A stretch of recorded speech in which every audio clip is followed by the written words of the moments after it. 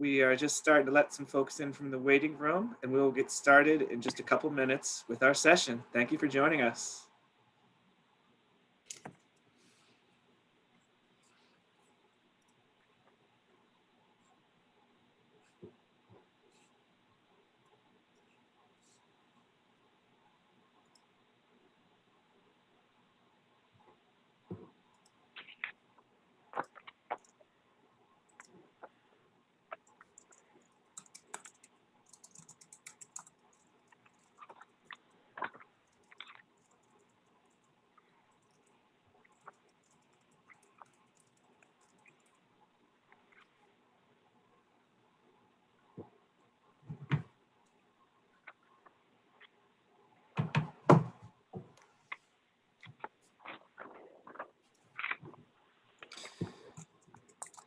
All right. Hello, everyone. Welcome to our second session of our community of practice for police mental health collaborations, focused on how PMHCs can use data to evaluate and guide their work with people experiencing homelessness. We had a great first session with some really lively discussion. We're definitely going to continue that this time and jump off on some of the themes that we first brought up. But the focus today will also be taking a bit of a deeper dive into how you can use data to drive decisions and measure the outcomes of your collaboration. So we hope it's a really interesting and interactive time for you today.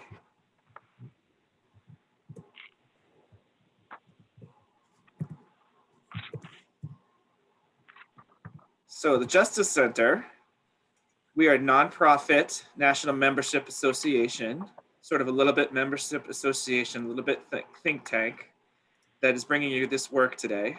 And it is funded, once again, by the U.S. Department of Justice Bureau of Justice Assistance.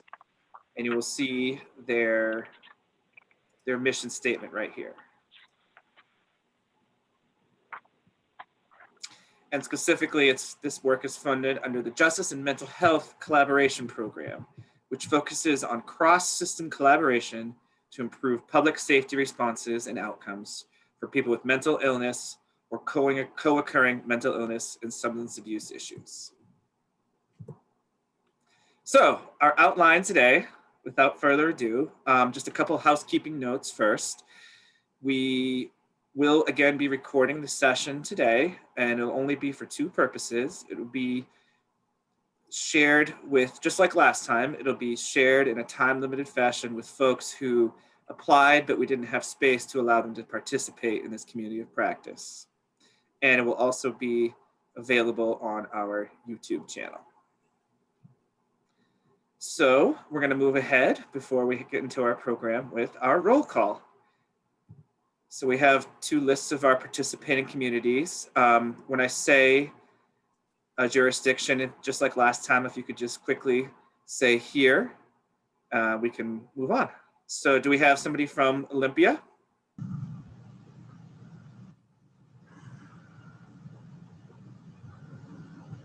You can also put it in the chat as well too, if that's quicker. And we'll come back to Olympia. Redlands, California.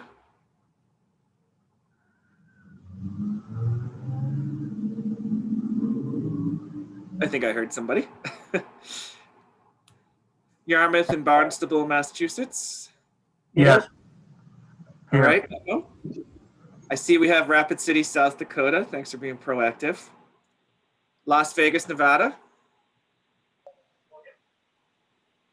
We're here. Thank you. Lorain County, Ohio. Yep, we're here. Great. Los Angeles, California. LA is here. Welcome. Raleigh, North Carolina. Raleigh's present. All right, and welcome Yarmouth. Rockford, Illinois. Rockford's here. Right. Johnson County, Kansas. We're here. Eureka, California.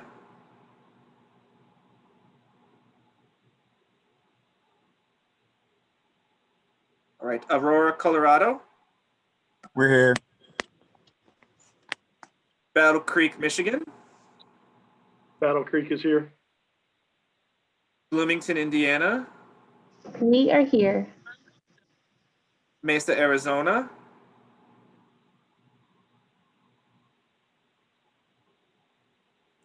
And Sarasota, Florida. Sarasota's here. Thank you. All right, welcome everybody. And if anybody is here from Eureka, Olympia, or Mesa, just give us a shout out in the chat. So today you have me, Charlie Francis. Again, I'm a project manager at the Council of State Government's Justice Center. In a minute, you'll be hearing from Sergeant Ernie Pinedo from the Chula Vista, California Police Department, as well as Julie Wartell, who teaches at University of California, San Diego, and has a long history of crime data analysis background. And then from our partners at the National Police Foundation, we'll have Dr. Frank Straub, former police chief, Spokane, Washington, our facilitator from the last session, along with Rebecca Benson and research director, Dr. Travis Taniguchi. And last but definitely not least, my colleague from the Justice Center, Thomas Coyne, our senior policy analyst. So without further ado, I'd like to give it over to Julie and Sergeant Pinedo to talk about their experiences in Southern California. Thanks, Charlie. I'm gonna share my screen here. And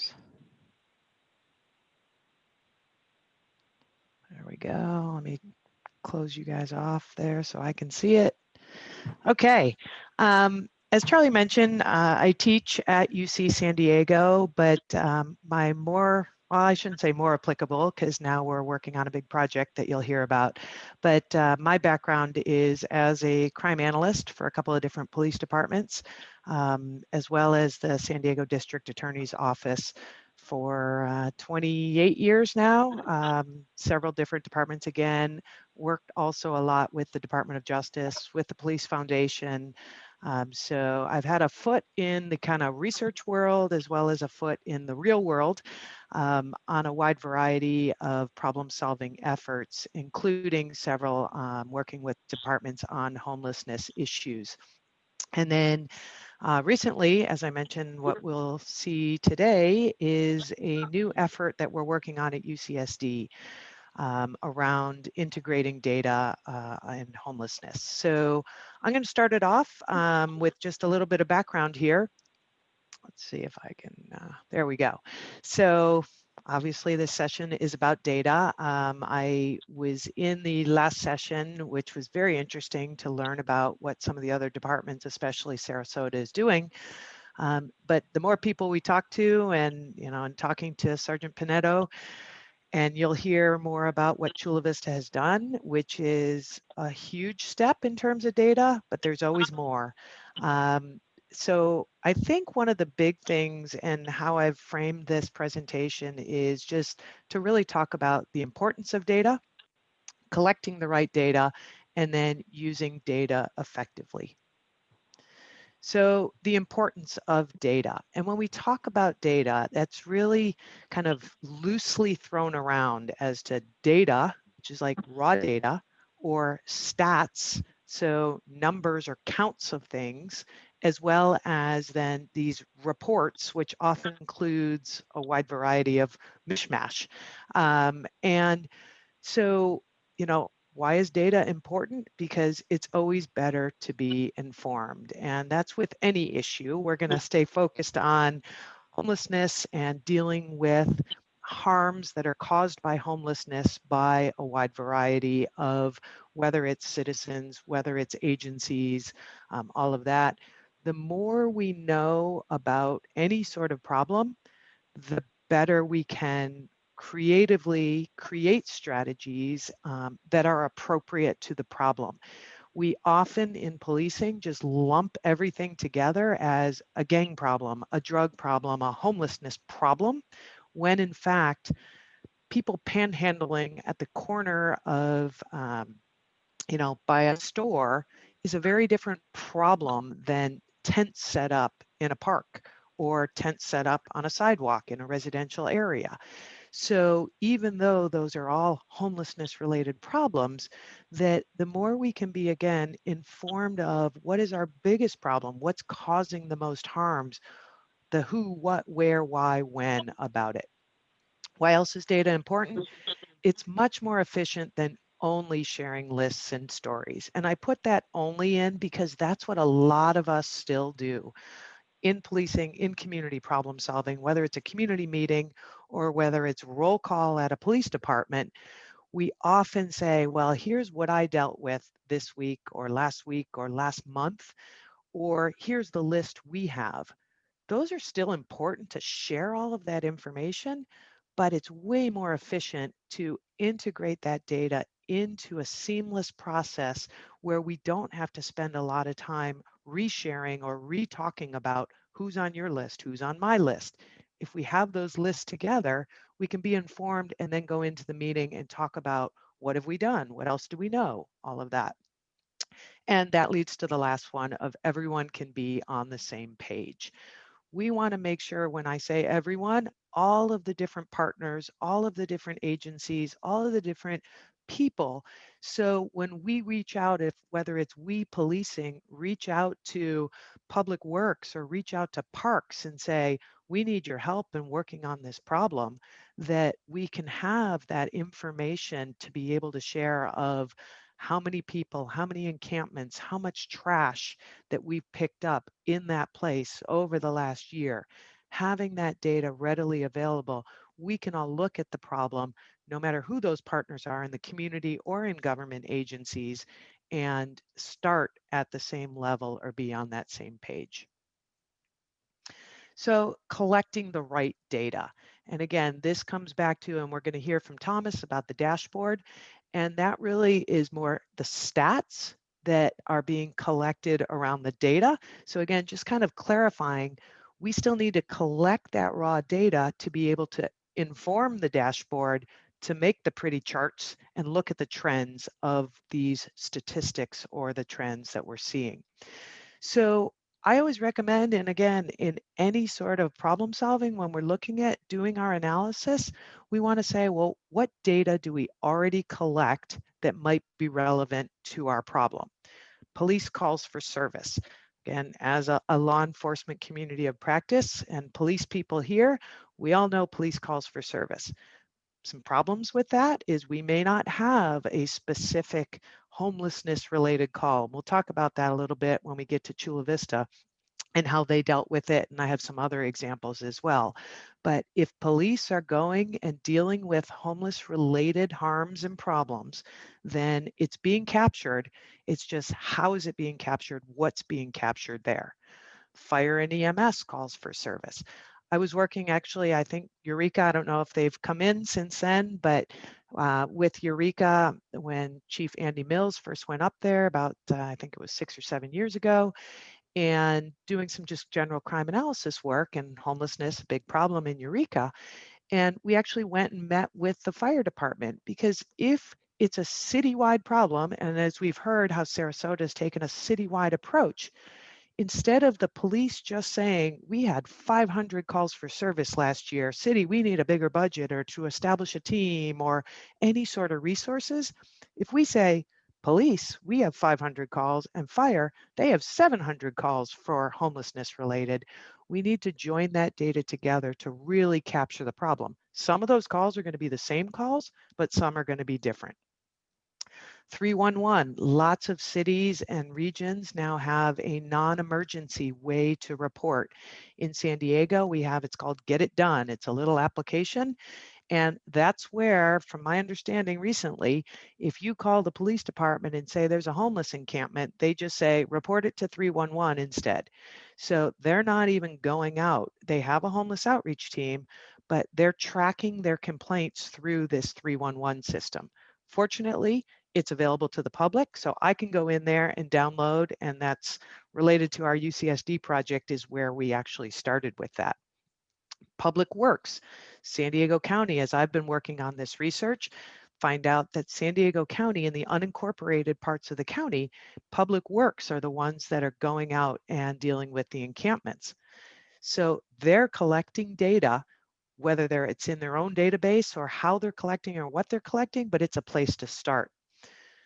Health and Human Services and service providers, different type of data. So when we think of data, we want to have an open mind to, is it contacts? Is it places? Is it issues? What type of data do you want to collect, and then who might have that data? There are other existing data, I'm sure, that you guys have, and we can talk about that as part of kind of the brainstorming and question and answer at the end. The new data that we often don't collect related to homelessness, thinking about the contacts, the who, where, what, and why. Lots of places now, more and more places are collecting that information, but it's thinking about what exactly are we collecting? Of course, keeping all of that. And I know a lot of departments that are collecting context specific information and PII information. It's just, and this was talked about in the last session, it's asking that person, is it okay to collect your name and DOB or other information that might be PII to help? In San Diego, and honestly, I don't know if this is still going on, but this was probably 8 years ago, Fire had a little program and they would do that. They would say, can we get your information? And so it was to more proactively, in a good way, deal with the repeat problem people. So instead of every time trying to find out what their issues were and who their doctor was and which emergency room, they had all of that information that they could more readily and effectively respond the next time EMS was going out and meeting with someone. And then the responses. We want to know how much trash is being picked up. We want to know for a variety of reasons. We want to know, is it public or private property? We want to know what types of enforcement. We have within our homeless problems, we have criminal elements that often prey on the other homeless. We need to treat those people differently than the family that's living out on the street that really wants services and just can't afford it. And so figuring out, when we look at our homeless problems in our jurisdictions, we can use data instead of just stories. We're always going to have stories. We need to have stories, but we can use data to help us understand those issues. So Chula Vista, I actually first heard about Chula Vista when a good friend of mine was the supervising crime analyst. And she said, you know, this police officer came into my office and said, none of us like dealing with homelessness. And I want to say, and Sergeant Pinedo can correct me, but it was probably about 6 or 7 years ago. And the officer said to Karen, like, can you help me figure out about how big, bad, what this homelessness problems are? And Karen, being an amazing analyst that she is, instead of just saying, we don't have that data or our calls aren't specific, she dove into the data and really spent a ton of time and figured out that over the last 4 years prior to her doing this analysis, homelessness had gone up 400%. And that included not only looking at calls for service and other issues, it was doing surveys, it was going out on the point in time count.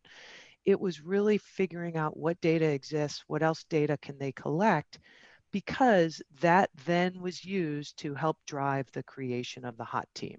So I'm going to turn it over to Sergeant Pinedo. Hopefully you're out there. I am. Excellent. Thank you so much. Good morning to everyone and good afternoon to some. My name is Sergeant Ernie Pinedo. I currently supervise Chula Vista PD's homeless outreach team. And just to give you a little background on Chula Vista, we're a city in South San Diego, about 55 square miles, population of about 275,000. Our agency, we're allotted for 270, I believe. We're currently at 245 officers. Julie is correct. So what happened, the inception, so the unit was created in 2016, August of 2016. This was after the numerous data collecting information that the department received, working with Karen at the time, not only with the PD calls for service, but also fire calls for service, citizen complaints, among other things. So we had enough, obviously the growing of the homeless population, not only in our city, but I'm sure throughout the country. We decided to take the step forward and creating the hot team. But we really wanted to focus on creating a team where we can offer wraparound services. And then some of the things that we did is we brought different department heads to the table, and we were looking at the issues that we were having. And so essentially, when we talk about the hot team here in Chula Vista, we're not only talking about the police department, but we're talking about members of our housing division who have been key with us and working and being able to obtain certain services, even working towards a shelter, which I'll talk about here shortly. Our PER clinician, we have a full-time PER clinician, and for those of you that don't know, it's a county employee. It stands for Psychiatric Emergency Response Team. They are trained personnel to deal with individuals having any type of mental issues. We have a Health and Human Services employee. It's a county employee who all they do is benefits coordination, so they can assist the homeless and our clients with obtaining general relief, ID cards, setting up appointments to find out what the outcome of their benefits were. We have a county nurse assigned to us, which do health assessments out on the field when we go visit the clients. We have members of our parks and recs and public works assigned to the team, which is huge because our parks and rec, they essentially spearhead most of our outreach. And what they do ahead of time is they go out and collecting the trash and noting where the encampments are, because as we all know, a lot of the homeless, they transition from one place to another. One night they may be hanging out on one street and the next night they move.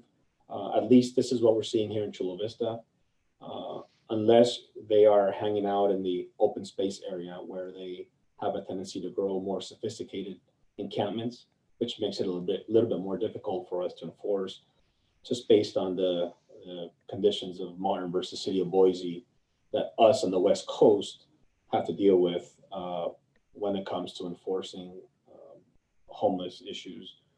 We also have code enforcement on board, not full time, but readily available, because we're starting to notice that a lot of the encampments and trash, junk, and debris that we are finding, it's popping up on private property. And essentially, when that happens, it's the responsibility of the property owner to clean up. So we work in conjunction with having them complete a trespass letter, so that way we can act on their behalf and we can enforce trespassing on the homeless, and then be able to clean that portion of the trash. We also work with Veterans Village of San Diego. They also been awesome because they're very, when it comes to veterans, it's a very small population of homeless individuals in our city that are veterans, because there is so much assistance out there for them that it's very easy to get those individuals housed with the wraparound services that we talk about. So they're awesome. We also partner with faith-based groups, a nonprofit organization. McAllister Institute is an organization that it's the sober living type situation where they can do week-long stays or long-term sober stays. And then Alpha Project here in San Diego, we contracted them last year, and they essentially do our case management for Chula Vista. So they're the ones that are doing our heavy lifting when it comes to case managing for us. We wanted the civilian side of it to kind of take the lead, to keep the uniform presence kind of on the background, so the clients feel and are comfortable when speaking to us. The one thing I have to say about my officers and the team is we've developed such a rapport with these individuals that the joke in the department is whenever they see a regular patrol officer, they take off running. But whenever the homeless see the hot team show up, they run to us, because they know we're there to help. They know we're there to, if we can do anything, give them a ride, a bus pass, we're there to assist them. So when the unit got created, again, our mission was to reduce homelessness in Chula Vista and the region by finding long-term supportive solutions for homeless and families through outreach, community education, partnership, and the multidisciplinary collaboration that I just mentioned. In addition to that, reducing homelessness, we address criminal behavior through complaint-driven enforcement.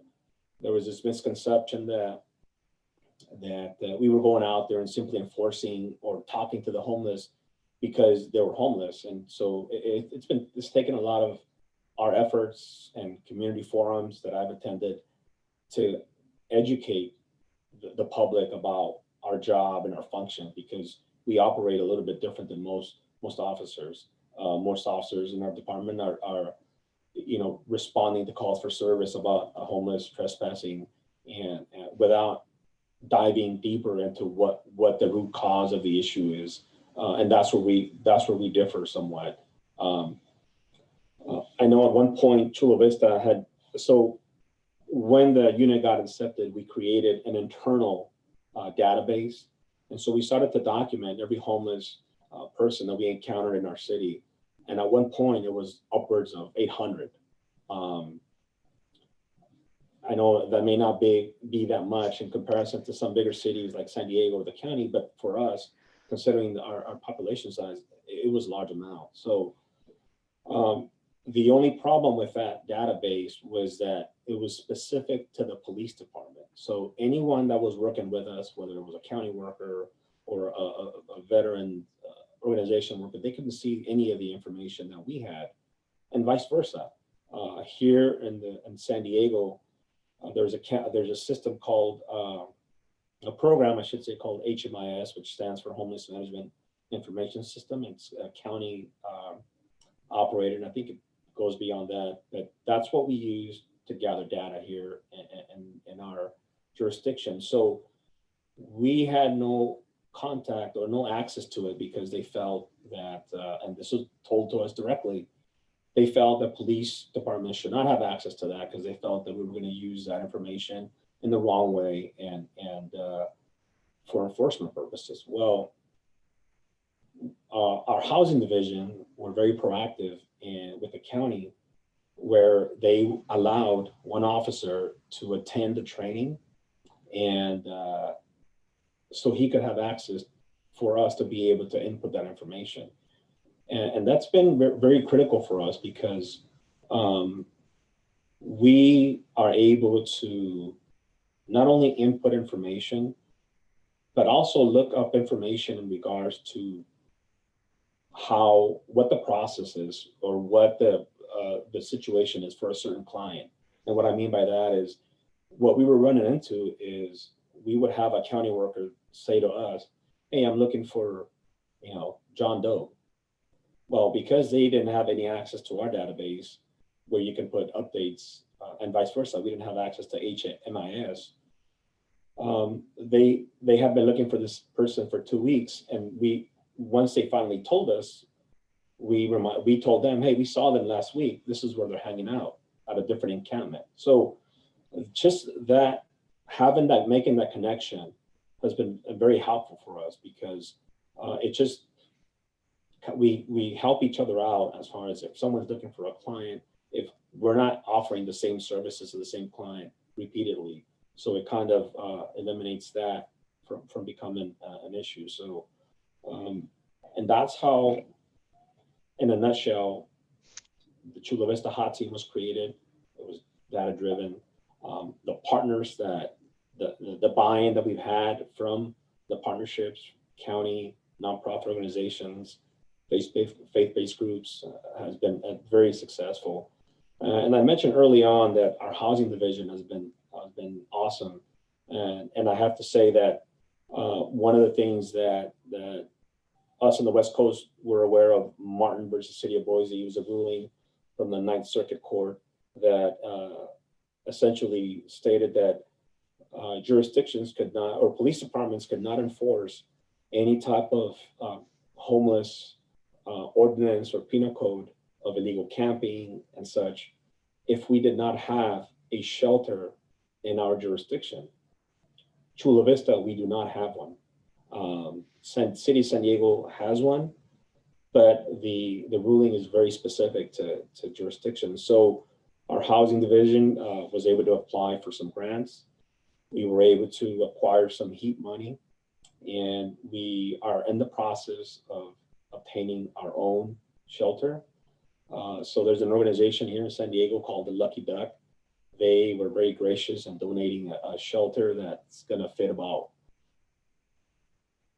well, pre-COVID, it should fit 250, but with the COVID regulations that we have to follow, we're looking to fit anywhere between 60 to 90 clients in the shelter. So they've been very, very helpful in being able to find the funding and the resources for us to be able to erect a shelter that would help us in moving forward, dealing with the homeless situation. I also mentioned that the homeless count that we had initially back in 2016 was roughly 800. From our estimations, based on point in time counts, the average stays that we've done, and so on and so forth, we believe that the homeless count in Chula Vista is down to about 300 to 350. So it's been quite a change and hard work and all that. And most of the clients and the homeless that we're dealing with now, I would say the vast majority of them are those that are very reluctant to any type of services, any type of assistance from us. And so once you offer them, these people, these individuals, services for many years, and they continue to refuse, unfortunately, enforcement is probably going to be the only way to help these people off the streets and get them into some court order mandated service that they have to go into. So like I mentioned, that's pretty much the. Sorry, I didn't prepare a PowerPoint. We had a COVID outbreak in our PD, and we had to vacate my building for quite some time. So I'm back today, but I'll be open to answer any type of questions that you may have, and I'll put my information in the chat group if someone wants to contact me offline. Thank you so much for the time. Thanks very much, Ernie. Just to quickly kind of go through a few other departments or jurisdictions data collection efforts. So Portland, Oregon, they're in the process of actually changing their CAD system to collect, and anyone that knows Portland, Oregon knows they have a very large homeless related problem. I'm thinking they probably have tenfold of what Chula Vista has. But they went around and around with like, do we create a separate application that the cops, have to fill in, and no cop wants to fill in more systems or data. So they felt like, in addition to just the cops that are dealing, because so many of their police are responding to calls throughout, that changing it in the CAD would pretty much require everyone to fill this in. Basic information, so this isn't collecting individual level person information. It's really just about the calls. So you can see in the disposition and they'll have different drop down boxes as to the disposition was the homeless person was in a car, was in a tent, was sleeping on the street, and then ultimately, were services provided, for them to be able to just get a better handle on the problem in a more automated, efficient way. Switching over to San Bernardino, California, which is east of Los Angeles. They and the next one, Anchorage, that I'm going to talk about, both use Esri's technology, which I'm sure, since most police departments are using some form of GIS or Esri's ArcGIS, there's a tool called Survey 123. And it's a wonderful way of collecting information. You can create your little survey form But the key is kind of hard to see in there that, you just hit, here's the point where I'm contacting a person, or here's the point where I recovered a tent or a couch or picked up trash, etc. And to just really better inform them on what they're doing. Anchorage as well. And interestingly, I learned about Anchorage. I was up there working on some crime analysis stuff with the police department, but said, hey, can I go talk to the GIS folks?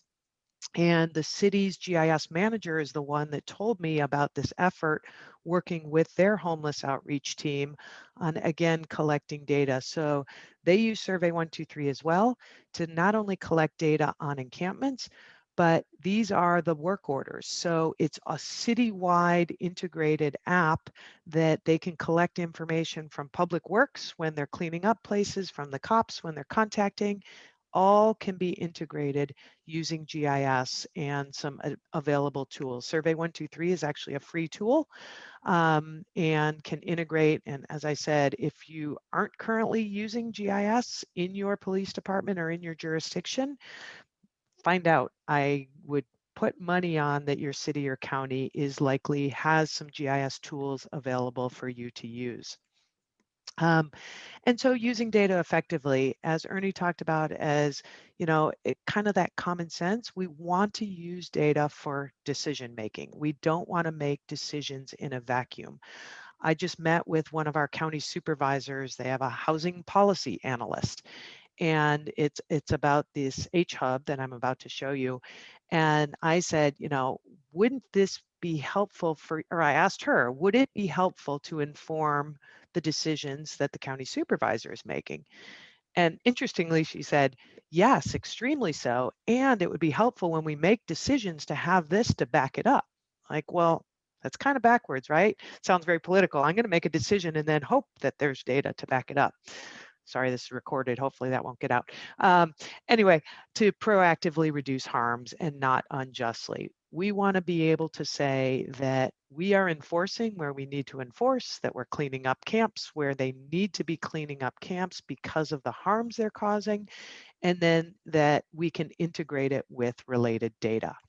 So again, kind of back to the data sources, lots of different governmental agencies in your city and county are all working on these problems, are all touching the homeless related problems. And so if we can integrate that data, we can all work more effectively.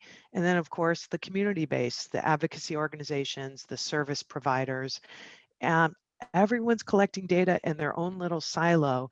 And what we hope to do is to be able, neighborhood planning organizations as well. I live in a neighborhood in the city of San Diego that has a large amount of homeless.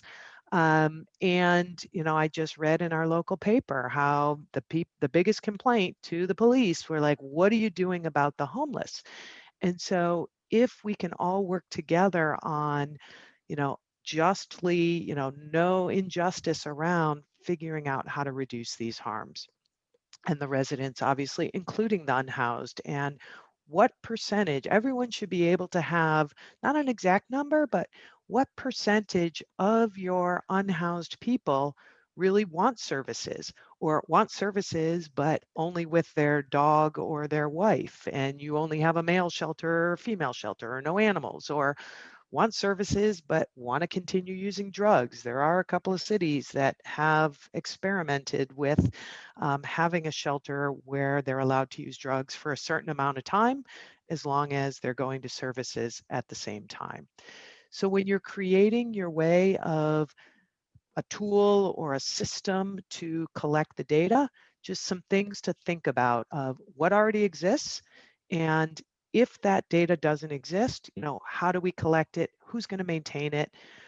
Geographic or spatial is extremely important, not just saying that as a mapping person. How will PII be handled? And then what tools and products can be created by already existing people working in the various government or other nonprofit organizations? There isn't any one system that you're going to buy off the shelf that's going to answer all of your issues. HMIS is used throughout the country in different ways, but is the data shared Is it integrated? Who's using it? How is it used? Are all important questions. So to wrap up, as Sergeant Pinedo said, the Lucky Duck Foundation also funded our efforts. So I got a call from a colleague last year, said, Julie, can you map the homeless encampments in San Diego? And I said, sure, knowing that, again, I could go out to the Get It Done 311 site, download them, throw them onto a map. She said, can you do that in relation to parks? Yep, throw parks on the map. So we started talking, and there was no one doing this in San Diego. Everyone, there's 311 has, or 211 has their own site of here are all the services. Someone else has stats of here. But no one was really bringing this data together. And we don't have time right now. If anyone wants to look and we have some extra time after this session, happy to take you out to the site. It's in beta format right now, but we have a tool where you can map all of the different data layers.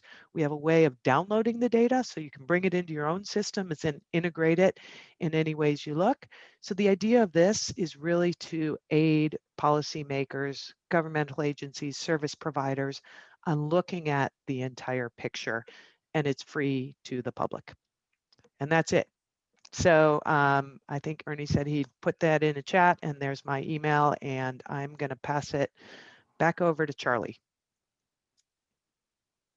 Thank you so much, Julie and Sergeant Pinedo, for that perspective, which I think really sets the stage for the day, you know, both on a macro level, but also gives us several examples to really keep making this stuff real, which is why we're here.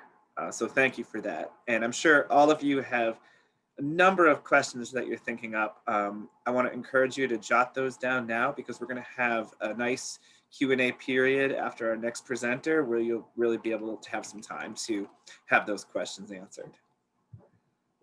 So now, next, we want to offer a little bit different perspective on the role of data collection. This one focusing a little bit more granularly on the data that you probably collect on a daily basis, particularly during police department business. If you remember last time, we talked about the 4 key outcomes of police mental health collaborations, kind of on a macro level, and how those relate to working with folks experiencing homelessness. So now my colleague Thomas is going to share with you some suggested measures of data that you can be collecting as part of that framework, and also preview for you a simple tool that we've been working on that we will send to you after this session for your feedback. We're hoping it'll be a useful aid kind of in your daily business as you're trying to track these things, both as a police department and as a PMHC. And hopefully we'll get some great feedback for you, and this will be some further material to get you thinking for our Q&A. So take it away, Thomas.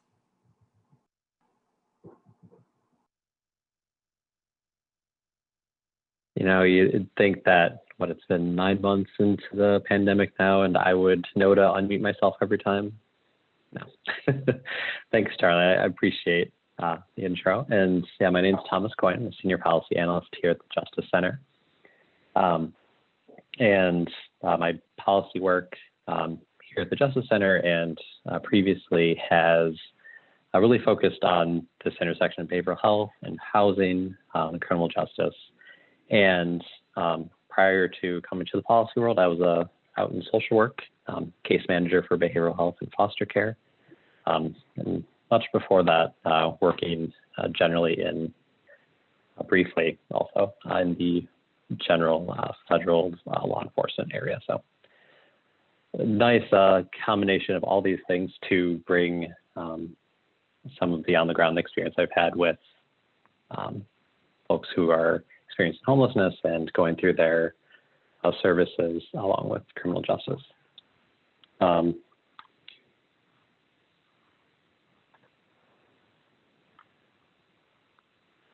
So as Charlie mentioned, and also first, I'd just love to plug that it's really great to use those easy to use apps like Julie was mentioning that your other partners might already have existing, and really build up those things. And for example, like Survey 123 used that exact program for our local PIT count this year, and it was incredibly easy to use. So really happy to see that other communities are using it too. So as Julie was mentioning, we have a couple ways truly get at these outcomes. That's storytelling and data. And when we can combine both of them together, really that's when we can make such strong arguments. And it starts with that data collection that Julie was really doing a great job hammering home. So we are developing a data dashboard that will use summary data. So this is like a monthly measure or monthly numbers or yearly numbers. It's not individual case level things that might otherwise have like PII. This is just summary data you might collect in a month to really help tell your story visually using that data. And really, I know this is a question that came up often about how to both collect data and also how to present that data. I know that came up during our last session a few times. And just last week, the week before, I was just on a webinar with Officer Nate of Wichita's homeless outreach team. And he also really got to this idea of the importance of data, really both to quantify the good work that you're doing as a partnership, and also externally to really get both the public's buy-in and to bring the resources that you need that you might not otherwise be getting from your community, like additional housing assistance or additional programs that maybe are really getting at the population that you specifically are working with and that you might see are lacking. Data can show what's going right, and again, make the case for resources, and also illustrate when something might just not be quite working. We've seen this in our technical assistance, where partners might be talking past each other when we're talking about outcomes. Like we might be saying like, oh, we're getting someone into housing, but what does that mean? Is it actually talking about permanent housing? Is it talking about shelter housing? But then once folks are sharing administrative data, so again, these summary numbers, can really have this honest, informed discussion about challenges that might be occurring that really once you see the numbers and data, you might, oh, okay, this is what's going on, and this is maybe how we can then address that. So overall, these measures that we have with PMHC framework, they are our 4 key outcomes that a lot of work went into putting those together, as well as some process measures that get at the administrative side of this as well. And the dashboard itself has several features. First and foremost, we want it to be easy to use and implement. So it's developed in Excel. So as long as you have Excel on your computer, you should be able to run it, and hopefully that will go mostly fine. And the measures, we hope, are translatable enough that the folks with more IT capacity or more complex data systems can incorporate them into your own systems and don't have to feel constrained by what we're necessarily presenting in Excel. So you can build on them and make them your own and really own those measures as a team. And the dashboard itself, which at the end of this, I'll just go over briefly and just briefly get into and show. It has 5 tabs, charts that update automatically when you enter data and automatically stays current by month, trying to make it as easy as possible to present that visual story for folks. And we have tried to couch the calculations already within the sheet, so don't have to try to do division on top of entering data and having to remember math, which I have a hard enough time without having to enter case notes or anything like I used to. So I certainly want to make things as easy as possible. And with the dashboard and with the measures, certainly we're not expecting anyone to be able to populate every single submeasure. But a nice starting off point, of course, is choosing from one of the key outcomes that will, or one of the submeasures under each key outcome, and using that as a jumping off point. So again, I'll go over the key measures first and then briefly show the dashboard in its current state. how it works. So first and foremost, of course, is reducing contacts. For collaborations, now this can mean overall reduced contacts, or maybe it's really getting at reductions of contacts by patrol and increased contacts by outreach. This is something that, especially in the housing literature, we sometimes make a mistake of saying like, oh, you will be able to decrease, let's say like all Medicaid costs. And then that gets people into trouble because you decrease like emergency Medicaid costs. Maybe you've increased connections to those stabilizing community-based services that are so important and that really you want folks to be connected to. So it's also hoping to couch those conversations well. So when you're presenting this, you can really show those good outcomes. Like, yes, we've really got things where we've wanted them to be, which is contact by folks who are both trained and really specialized in this kind of work. And one example, drawing from Wichita again, it's also, for example, if dispatch is routing all homelessness-related calls to the homeless outreach team, that's something you'd really want to lift up. That we're doing a great job of this, and the numbers are showing that we've taken the steps to make this redirection up front, and it's happening.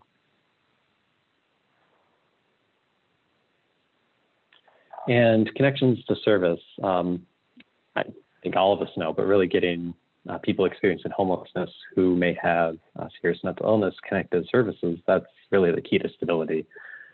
Certainly what I saw in social work. And we want to get a sense of where we're connecting folks to and what they might be declining. As Julie was mentioning, that's so important. Like I myself had clients who would refuse to be connected to certain housing services, like some would refuse to go into certain shelters, some would refuse to go into certain transitional programs. And, sometimes, this was because it might have been a safety issue in that, or maybe they might have had a bad experience in that transitional housing previously. But also, sometimes this was that there just wasn't independent housing available, and they might have otherwise thrived in that. And sometimes it's because those programs might have had criminal record restrictions that stop them from getting into programs, and that something also that can then illustrate using the dashboard that these are the barriers that we're coming up against, so we can talk with our partners in the community and either try to problem solve or try to bring to bear more resources to really address this, what's going on. And minimizing arrests. Now we've seen, again, in our technical assistance, that some folks default really to the tools that they might know when addressing crises. And sometimes this can unfortunately be arrests, and that's certainly not something that I would imagine any homeless outreach team or co-responders do, and certainly know the resources well enough in the community and are experts in getting folks diverted. Although we also know that there's barriers sometimes to getting folks diverted that we'll circle back on in a second. And of course, we also always want to look at subpopulations. Since this is already a subpopulation, we want to make sure we're not missing anyone as we're trying to bring these interventions to bear.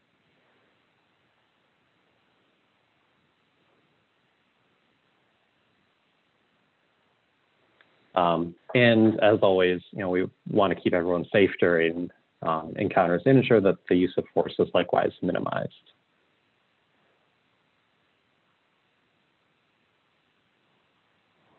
And finally, the administrative data, including more measures on shifts and also on training.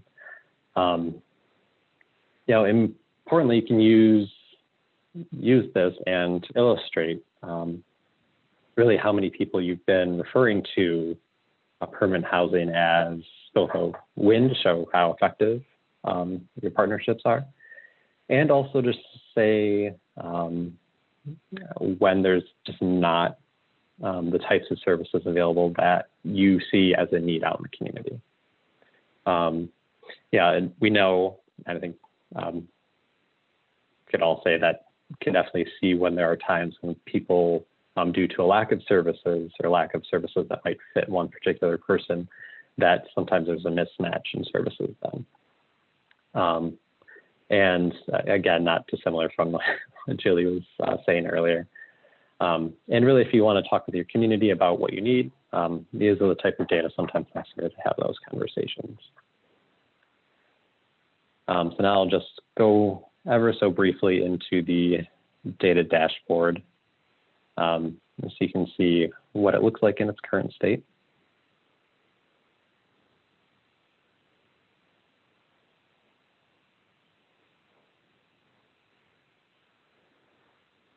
And if you can, yes, great. So with this, you can see problems with having two screens at once. So we have an introductory page, just general background on the dashboard, as well as really basic instructions, as well as the measures, and a few resources that we hope to link to, including the PMHC toolkit, as well as our brief on homelessness. I'll just go through one of the chart sections. This is generally what the charts look like in their current state.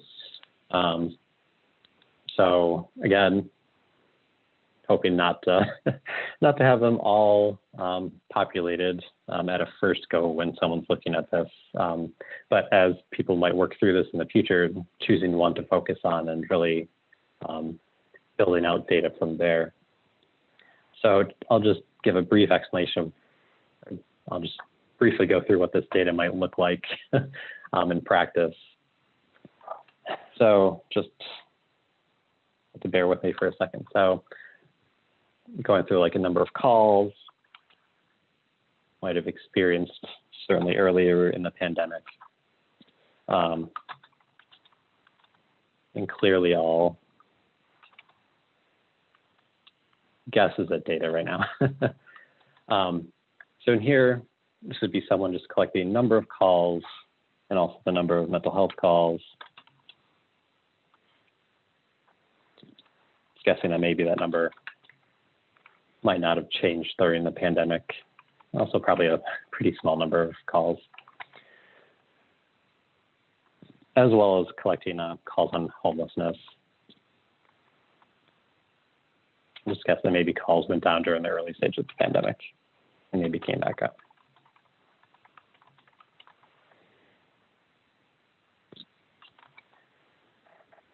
It's really just really basic, really basic numbers. And as you can see, the calculations are all done on the back end. Automatically populates the all calls for service chart.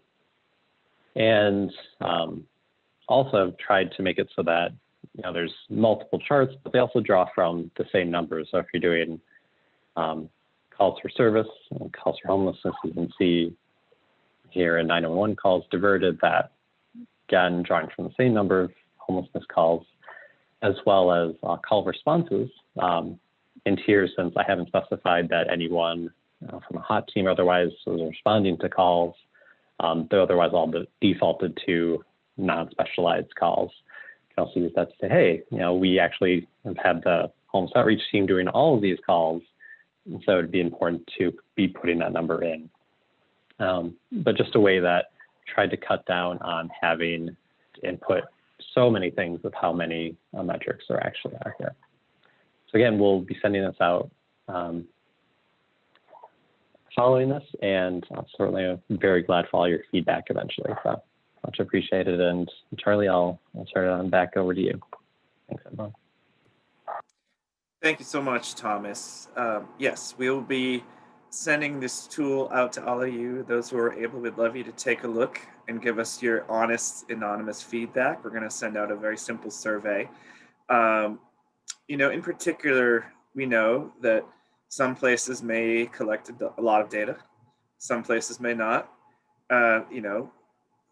There are common issues like, is a call for service coded as a mental health or a homelessness call? Is it not? So some of those issues that we talked about last time. So we know very well that all of that is out there.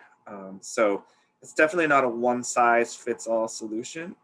And you can kind of see how it works once you play with it a little more and put, what Thomas was showing you was just a slice because we don't want to take up a lot of time today.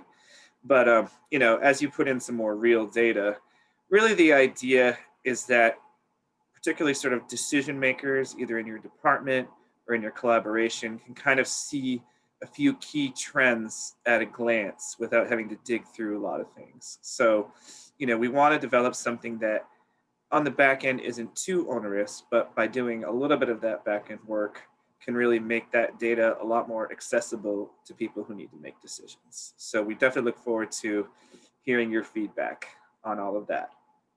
So now I'm sure you all have some questions, both from last session and from this session. Hopefully you've been jotting them down. I'm going to hand things over to Rebecca and Frank, our colleagues from National Police Foundation, who are going to facilitate some structured Q&A time. Hi, everyone. Rebecca here from the National Police Foundation. What we'd like to kind of do here is revisit some of the questions and issues that were chatted in during the last session, as well as anything that you've seen today that you want to ask Julie and Sergeant Pinedo more about, as well as our Sarasota team, I believe, is on with us as well. I saw them a second ago. So I would like, what we would like you to do is to utilize the chat. And I'll start us off with a topic, but if you've got questions or things that you want to put out to the panel, any of the panelists, or any of your colleagues here, please chat those in, and then I'll be watching those chats, and I will call on you. And then if you could unmute yourself, and we'll try to cut down on some of the back and forth noise. And so again, I just want to thank you all for being here. We know that time is short and resources are short. And so we appreciate you taking time out of your day to be here with us so that we can share and learn from one another. And so I guess to start us out, until we start to see some chat questions come in, I will take it back to one of the issues that came up a few times during the last session. Listening to Julie and Sergeant Pinedo's wonderful and amazing presentation was issues with sharing data. So they listening to these and watching these presentations, they've got great things going on. But I imagine maybe for some of you watching this, it might be kind of tough because you may not be experiencing the same kind of relationships that Sergeant Pinedo talked about. Like, we love housing, housing loves us, everybody loves each other, and we all, trade our info and things are great. I imagine that's not like that for everyone on this call. So I wanted to go back to that topic where some of you expressed issues and questions about sharing information. Because in these partnerships, we all have our different constraints that we have to work under. And how do we sort of work together to get around those sort of things, to do our job, to complete our mission, to affect the issues and challenges. And so I want to kind of open that up and ask for people to jump in and talk about some of the things that they've worked through to get through those information sharing challenges. I know that Rockford, Illinois talked about a coordinated entry system that they use, as well as I've heard it mentioned several times this time, the HMIS system. I also remember that Rapid City talked about an automated tool that they are using. So I would like, if somebody's got some things that they'd like to add here, please unmute yourself and feel free to share how you have sort of worked through some of those information sharing barriers that are everywhere. I just want to note too, if you're in a place where you can do that, we'd love to have you turn on your video for this part, just to get a more interactive feel when we can't all be in a room together.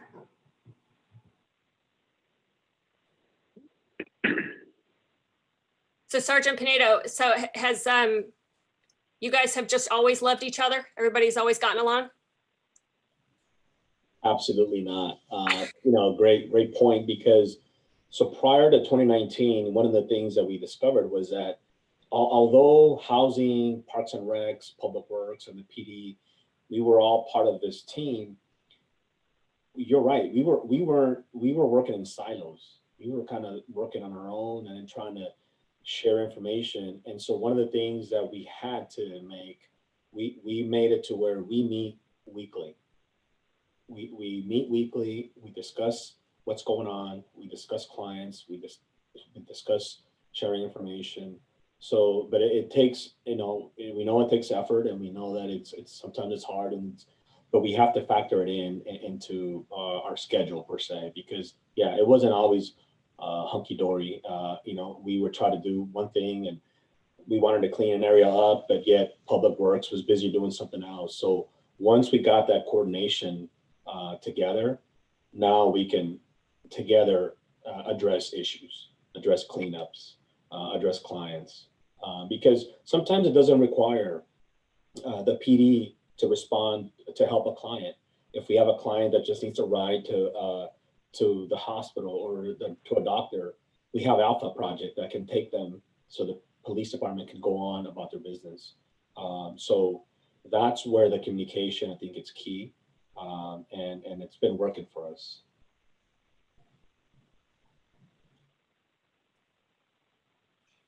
And Sarasota, if you don't mind jumping on, I know you all talked about the kind of case conferencing that you all do as well. If you could talk a little bit about that too, as far as how you're able to share information back and forth that way.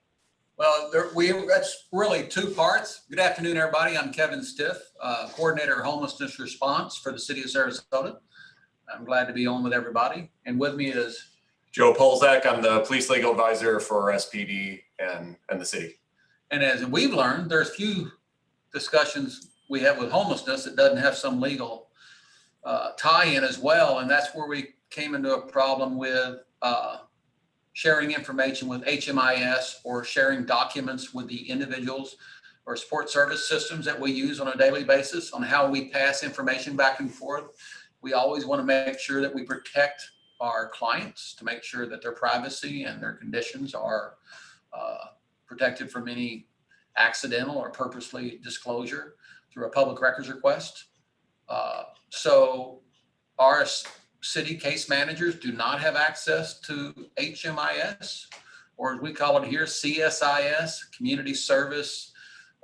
Instead of homeless management, we do community service information system. But we meet every week at least twice in case management with all the other service providers in our community and discuss each one of the cases that are ongoing in our community.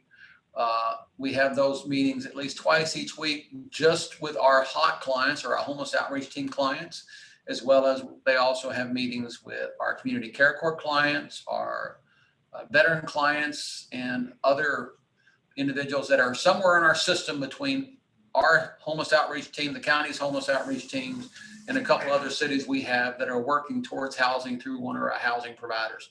So that's how we make sure that we are sharing and getting the information through in-person case management, because conversations are not public records, but any document we pass back and forth, we make sure that the document does not have any personal information, and the organization that we're passing it to understands why the information on them is limited. And I'll let Joe Polzak talk about why that is a problem for us.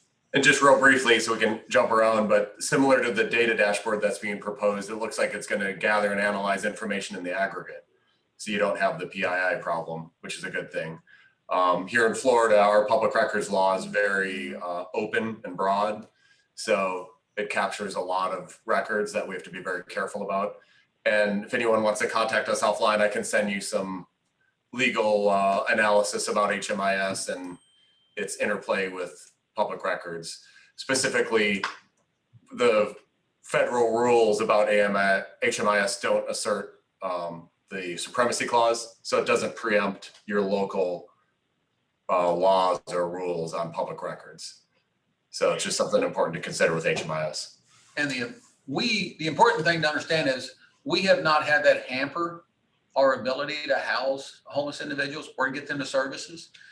It's through those other partnerships and connections that we work with our service providers on a daily basis and name basis, and we talk to them on the phone constantly. That really helps make sure that we get those clients provided services. I do get a lot of information from our continuum of care on their daily aggregate data dump. So if someone says, how many people have you helped in the housing, what services, how many individuals are in shelter beds or what they're doing, I can get all that information aggregately from my continuum of care. So the information for me is there, and I don't have to have an access to HMIS. The other part that a lot of you probably don't realize is my case managers. I do not read my case managers' notes on clients, because if I read those notes on my case manager's clients, that would thereby make those notes a public record. And the last thing I'd want to see happen was someone call the city police department or our clerk's office and say, I want to see every record you have on Kevin Stiff. Well, if Kevin Stiff was a homeless person, my case manager had collected data on Kevin Stiff, we would be forced to release that data. So that is the issue that we have with public records, but it is not hampering our abilities to assist homeless individuals or get them into housing. We've found many workarounds.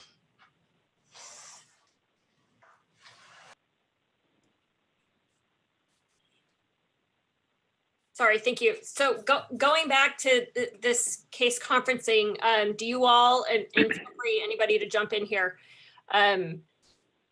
utilize the, let's see, like having your client sign a release for the PII? Is that, I see you nodding, Sergeant Pinedo.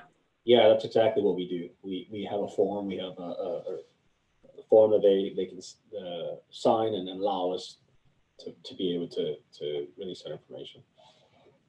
Do you get much pushback on that? Like, are those?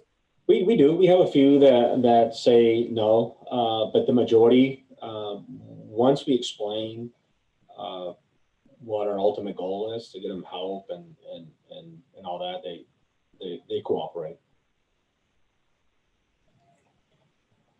We also have an ROI, the release of information, that we have our community care court clients sign, and our continuum of care has everyone signed, and we're listed. The Sarasota City's homeless outreach team is listed on that.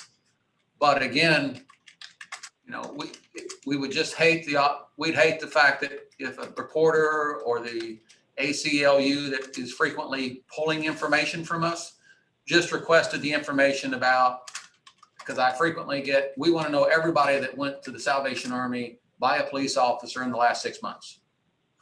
Well, we keep those entries have only aggregate data on them, but if that person signed that information and I started collecting information and putting on those forms that this person has this mental illness or all these things, that can be released with those records. And we want to make sure that we don't have to release that information.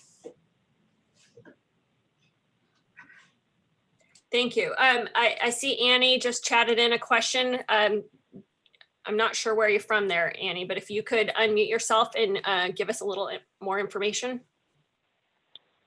So I'm from Rapid City, South Dakota, and one of the things, I am an independent advisor.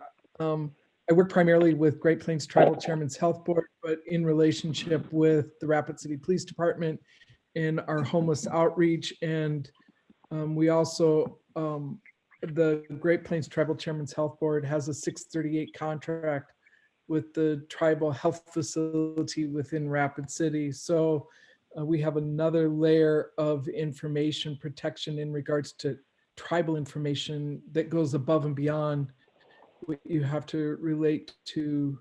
And so one of the things that we do is enter into what we call BAAs, Business Associate Agreements, which provides for the HIPAA agreement on the one end with any, so whether it's, say an agency like Lutheran Social Services, our behavior management systems. I know Terry Corrigan's on this call too.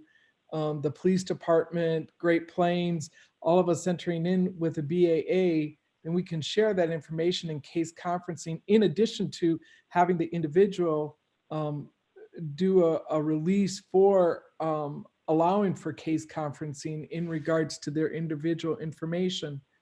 So that has simplified it for us in that respect. Maybe there's laws on the books in Florida that I'm not understanding that makes it more complicated, but we have found that that the HIPAA and sharing information across, because we have the same thing with schools with FERPA. And so the Business Associate Agreement allows for that sharing of information across multi-agencies and multi-organizations. And the collection of data along with it. So because we're also one of 12 tribal epidemiology centers across the country. So Annie, so with that information that you all are sharing, who sort of manages sort of the maybe monthly statistics or things that you put together?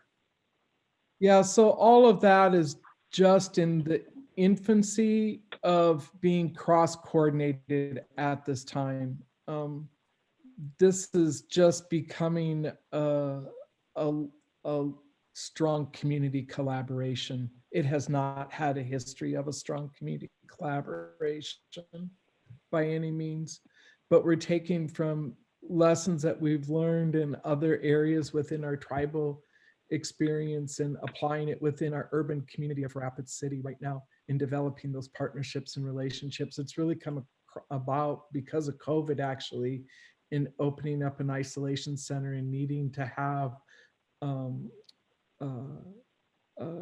care coordination. We really weren't engaged in the urban area of Rapid City previously to the degree that we are today. And because of operating the health center in Rapid City in our urban area, and then because of COVID, it has necessitated the increased care collaboration. So we've been starting to apply these different types of relationships. That's great to hear. I mean, obviously, COVID and all of its issues are not great, but it's great to hear that it has sort of pushed your community in a different direction with how you all are working together. Thank you for sharing. I was hoping Mesa, somebody from Mesa could jump in because I think that they had a comment related to Annie's chat. Yeah, hi, Dom Sterling from Mesa PD. It's a separate conversation. It's with our mental health unit. We have a clinician that's embedded within our crisis response team. And the funding source for that particular group became problematic because they thought that they were sharing HIPAA protected information with PD. So what they suggested was to come up with a business agreement. So we have a memorandum of understanding, and then we have a side addendum that's attached to that MOU that allows us to speak with each other, but it's only one way. So we can share statistics, we share data, but the private conversations, the confidential conversations, the clinician has with whether they're homeless or those afflicted with mental illness, we don't get that information. That's fine. So the company, our CPR, keeps their separate data as far as clinical notes and information, and then PD has like just a departmental report. Then that's public information. We don't talk about anything that's clinical. It might be there's a mental person suffers from mental illness, but there's no clinical diagnosis. And then we just keep very generic stats for our contacts with the clinician as well as just our contacts with PD. But the point to Annie was that we do have that business agreement, and that allowed us to share that information. But again, it's only one way, and we're not interested in the clinical diagnosis. For the public information, they're going to get access to whatever reports we have. So we're just careful about what we write in the reports, that everybody should be anyway. But that was one way, and I don't want to say getting around it, but that was one way of allowing that relationship to continue to share information for what they need and what we need without violating any client privileges or confidential information. So that's worked out pretty well. We've had that for 6 to 8 months. The MOU's been about a year, and there have been no issues with that. But we keep them separate, so that's good. Thank you, Lieutenant. So that, I mean, so I hear that your partners manage, obviously, the case conferencing part of it. You guys will you guys maintain putting out sort of like monthly or however often the statistics, like the numbers and all of those things that Correct. This data dashboard could potentially help some of these sites do. Yeah, it just identifies whatever clinical notes or whatever assessment our clinician does is separate, and that's owned and monitored by their organization, and we don't have any access to that. So there's no data bank for that clinical information. The data is, you know, we had 15 contacts, 30 contacts, and that's information for everybody that shares with the company and with us. So that would help, and we track it just on our own internal Excel form, and we have a ComStat reporting period where we give that information out. So there's nothing that's confidential in there. Great. Thanks, Lieutenant. And that sort of relates to another issue that was chatted in several times during the last session about all of this great work that you all are doing is happening, but it doesn't often get out there. And so everyone wants to know how they can visualize their success. And I would invite Julie and anyone else to jump in on this as well, because I think that so many of us struggle with how do we show what we're doing when our numbers and everything are so overwhelming that the good things and the progress that we're making sort of gets lost because the problem is just so big and so large. So I just want to talk about different things and ways that people have worked on getting that out. This, Julie, I'm happy to jump in. And my 2 cents would be to really figure out first, what is success for your jurisdiction? Is it, you know, there's a difference between a process and impact. You can count all the encampments you've cleaned up, and you obviously want that to go down ultimately, but it's important to know how much trash you picked up, how many encampments, etc., with the ultimate goal of reducing the number of encampments. Or is your measure that how many people you housed or how many people you provided services? How many unhoused people, as Sergeant Pinedo said, just, you know, and as they've tracked it better, they see a reduction, not just that they're not tracking it anymore. Because we can easily say the number of homeless or unhoused people are down in our city, but are you still tracking it the same way? The numbers could be artificially down. So is it, you know, the police or the EMS calls for service? So there are lots of different numbers, and that's what you want to think about ahead of time before you say, well, what numbers am I gonna collect and make an extra effort to track? Because we in whatever city want to determine or say this is a success. We all want to help people get off the street, but, you know, is helping 10 people, how does that outweigh reducing the harms that are caused, whether it's environmental harms of, you know, trash and waste going into our water systems is going to be different in one area than, well, it's, you know, the community calling and complaining about tents on their street. That's a different metric. And so it's really just thinking about it ahead of time instead of just we're going to throw all these services or throw all these resources at this, again, just calling it a homelessness problem. If we say our problem we want to focus on in this community in Sacramento County, the sheriffs focused on panhandlers at certain intersections. By reducing the amount of panhandling was a success for them. Did that house any more people or provide people and services? That's another issue.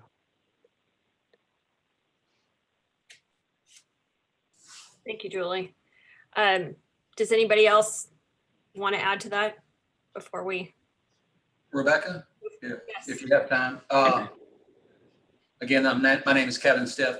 I do an annual report for the City Commission, and it talks about all of the factors that we collect, the number of people that police officers transported the Salvation Army for emergency shelter, the number of people transported the Salvation Army to stay in a hotbed, which is a bed that gets them outreach case management in the morning, the individuals that we house in a year's time per HUD, which is different than the number of individuals we house per year. We call a positive outcome. That would be an individual that went to a rooming house as opposed to an apartment where they held the lease.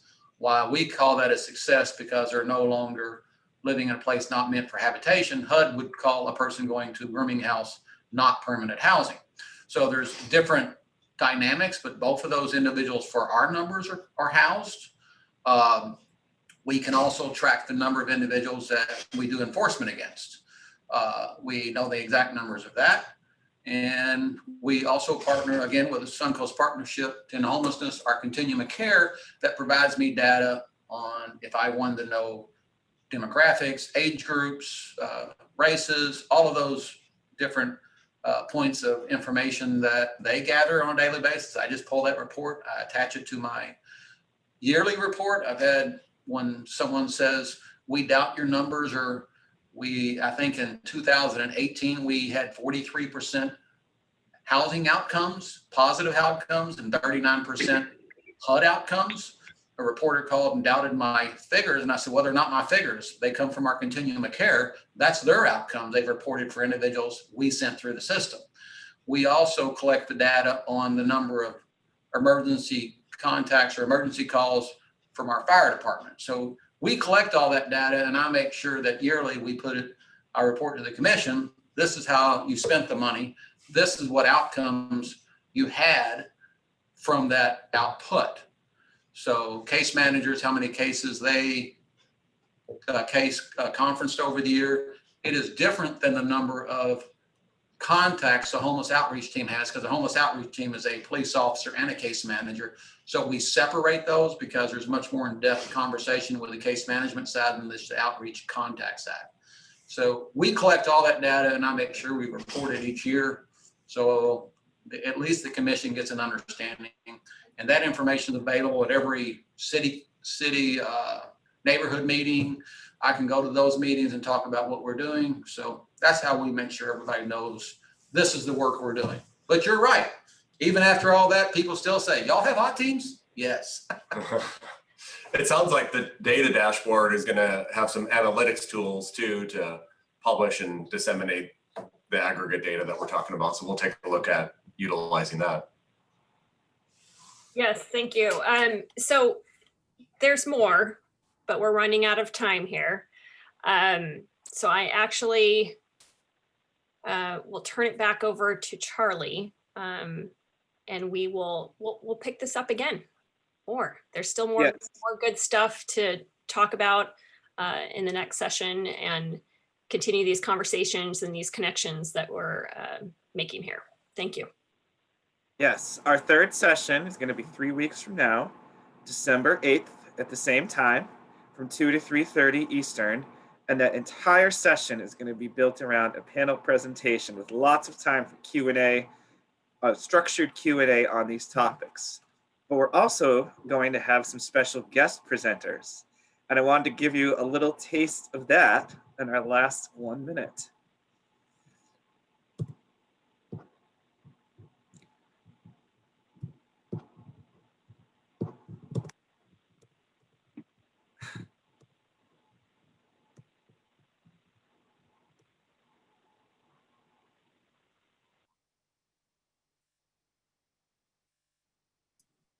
I don't hear the sound.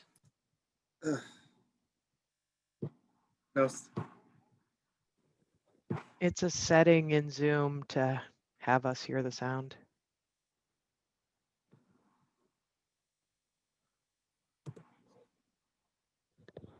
Sorry, while he's doing this, I'll just explain this. In the next session, as part of our panel, we'll have a couple of the team members from a documentary called Ernie and Joe. And so we're going to be sending you all a link to a shortened version of the film that you can view if you want to before the next session. And they will be here. And then we'll just follow up with more information on that.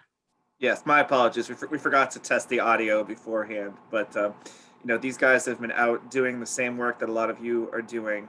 And you know, this recent HBO documentary just came out last year, made a pretty big splash. So they're going to be here to talk about the intersection of behavioral health and homelessness through the eyes of these two officers.